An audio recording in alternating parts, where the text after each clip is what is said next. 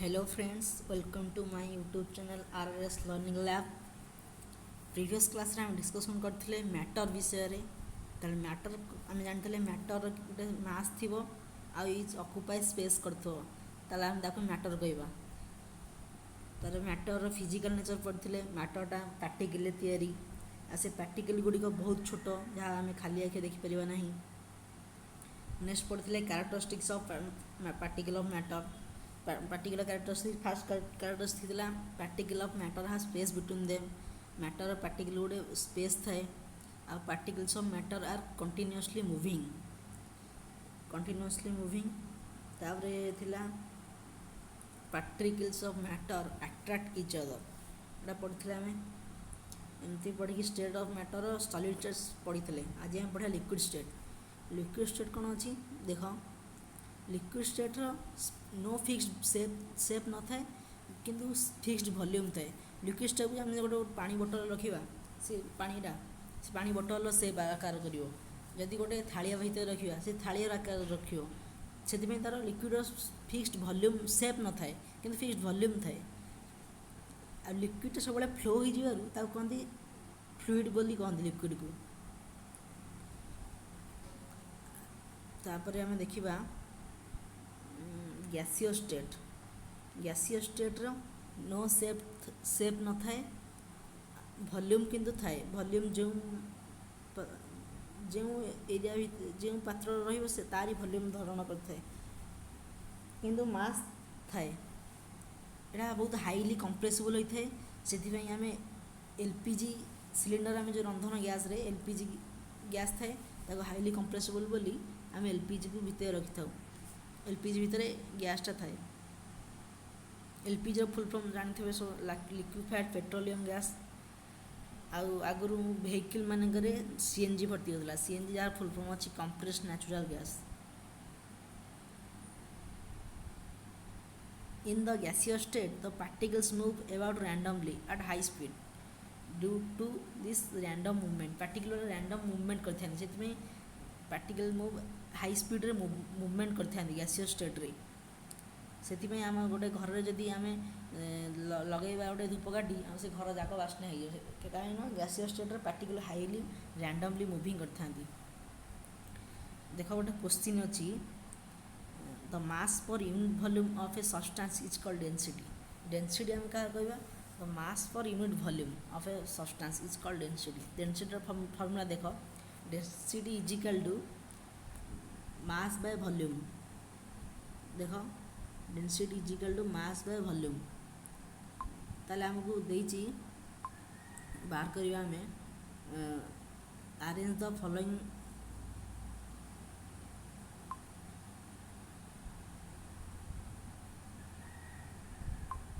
arrange the following in order of increasing density कहार density अधिका air exhaust from chimney ना honey ना water ना चॉक ताल एयर एक्सॉट फ्रॉम चिमनी रो मासटा जार मासटा अधिका हम डेनसीटी ऑटोमेटिकली अधिका हम जदि वॉल्यूमटा कमिला ताले डेनसीटी बढ़िबो ताल वॉल्यूम जदि कमिला वॉल्यूम जदि बढ़िला डेनसीटी कमी जीवो ताले एयर एक्सॉटेड फ्रॉम चिमनी तो वॉल्यूमटा बढ़ी जाउची ताने डेनसीटी यार कमी जीवो। तापर आइला हनी रो ऑलरेडी मास तार अधिक थिबो तार डेनसीटी अधिका हो वाटर रो मास कम डेनसीटी कम चॉक रो मासटा कम चॉक रो वॉल्यूम अधिका ताले डेनसीटी यार कमी जीवो। कॉटन एंड आयरन तो मासटा अधिक ताले डेनसीटी ही अधिक रहिबो बुझियला ताले हाईएस्ट कार हम आयरन हम देन हाईएस्ट डेनसीटी आयरन तापरे हनी तापरे चॉक वाटर तापरे एयर एक्सॉट फ्रॉम चिमनी ये हम तापरे 2 नंबर कौन अच्छी देख tabulate the difference in characteristics of states of matter state of matter तुम पढ़ लो देखी दब स्टेट्स ऑफ मैटर रे पढ़ लो जा लिखिदेव से 2 नंबर से छड़ा 3 नंबर से भाई आसो तुमको आम देखा तापर can matter change it's state matter change करें कि स्टेट रो ओबियसली करी तुम देखीदेव पानीटा कौन सबବେଳେ लिक्विड अवस्था थाए कि आम फ्रिज रखा आइस कन्वर्ट हो तार सॉलिड स्टेट आज जो आम फुटेवा वेपर कन्वर्ट हो तार गैसीय स्टेट।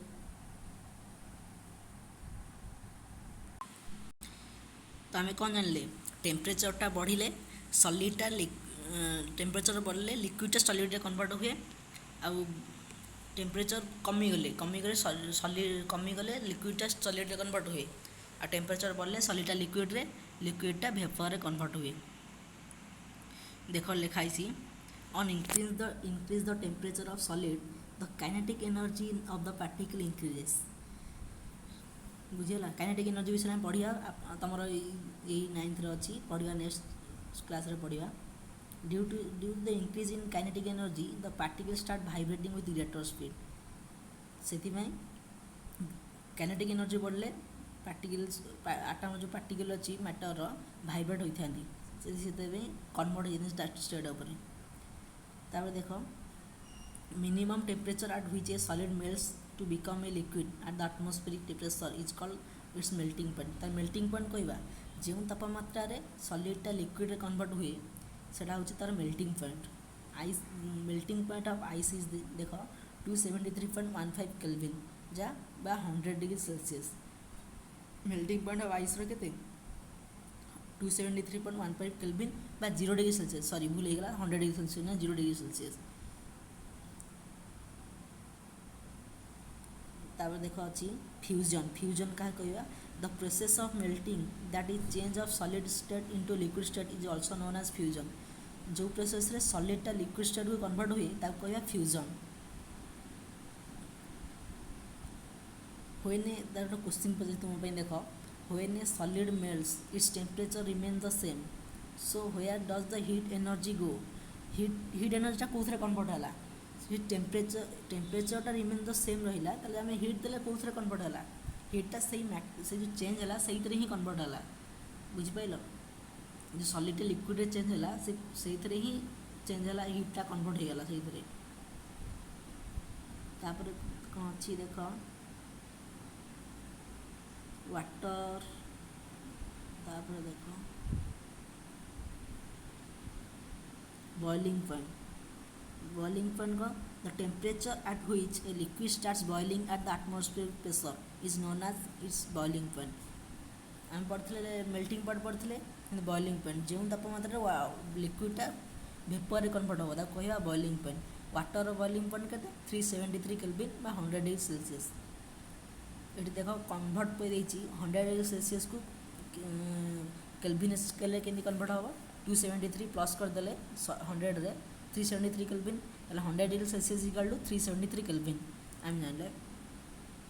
तापर देख गोटे डायग्राम अच्छी सॉलिड स्टेट को हीट देला लिक्विड कन्वर्ट हुए लिक्विड को हीट करदे गैसियस स्टेट में कन्वर्ट हुए पुणी गैसियस स्टेट को जब आम कूल करवा लिक्विड को आसो लिक्विड को कूल कले सॉलिड स्टेट आसो। किंतु गोटे गोटे अच्छी नाफ्थलीन बल्ब से नाफ्थलीन बल्ब विषय शुणी थो तुम्हें गंध कर्पूर जहाँ तुम ओडिया कौच सेटा किंतु डायरेक्ट कठिन अवस्था सॉलिड अवस्था डायरेक्ट गैसियस अवस्था कन्वर्ट होता है से कहती ताकू से प्रोसेस कहते सब्लिमेशन जो प्रोसेस रे सॉलिड डायरेक्ट वेपर कन्वर्ट होता है। तुम्हें देखी नाफ्थलीन बल्ब रखी तुम ड्रेस मानक मसे पर देखला से छोट हो जाता नथिबो कहीं हुए से डायरेक्ट वेपर कन्वर्ट हो जाए। एक्टिविटी 1.3 से भाया सब्लिमेशन गोटे उदाहरण देती तुमको। तापर अच्छी क्वेश्चन अच्छी देख convert the following temperature to Celsius scale 300 kelvin केते डिग्री सेल्सियस हम 100 माइनस करदे 300 रु माइनस 100 करदे केते हम 100 नहीं 300 केल्विन अच्छी तो 273 माइनस करदे जी हम से degree Celsius. What is the physical state of water at 250 degree Celsius रे वाटर फिजिकल स्टेट केते हितो तुम भावुच कहल देखी water boiling point 100 degree Celsius ताले 250 डिग्री सेल्सियस वाटरटा कौ अवस्था थी ओबियसली गैसियस स्टेट ही थी 100 डिग्री सेल्सियस रे वाटरटा जस्ट वेपर कन्वर्ट होतो। 3 नंबर क्वेश्चन अच्छी for any substance why does the temperature remain constant during the change of state for any substance where does the temperature remain constant during the change of state? एटा तुम्हें मत answer करी comment box में जनइब 3 number 4 number. आज class को आम ये रखा भल लगी नेक्स्ट क्लास रे पढ़िया एवापोरेशन। लाइक करिवो शेयर करिवो सब्सक्राइब करिवो सांग मान को सियोर शेयर करिवो। रखुची जय जगन्नाथ।